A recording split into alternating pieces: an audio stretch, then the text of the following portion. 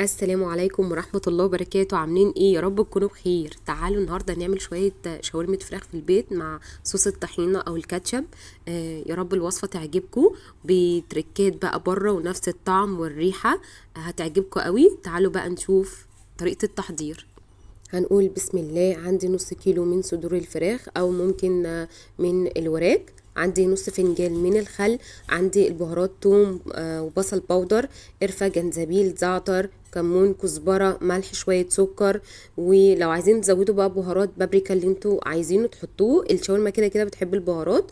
وعندي اهم حاجة كوباية زبادي بس ما يكونش متحلية من السكر. هنقلب كل ده مع بعضه وهنغطيها او نحطها في كيس بلاستيك، بس اهم حاجة عشان ما يدخلهاش هوا. واقل حاجة 5 ساعات عشان تتبل او من بالليل لتاني يوم.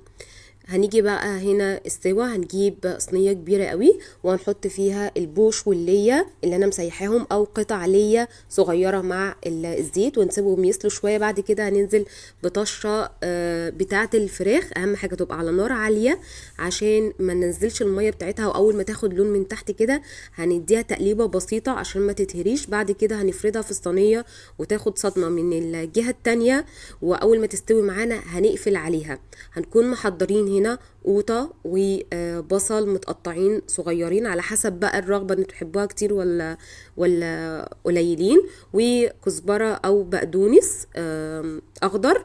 وهنحطهم لما نقفل على الشاورما ونديها تقلبتين ونسيبهم بقى ياخدوا من حلاوة بعض، ونقدمها بقى في الكايزر مع صوص الطحينة الجنن ده. اتمنى الوصفة النهاردة تكون عجبتكم، وما تنسوش تعملوا لايك وشير وسبسكرايب وتدوس على زر الجرس عشان يوصل لكم كل جديد. باي باي.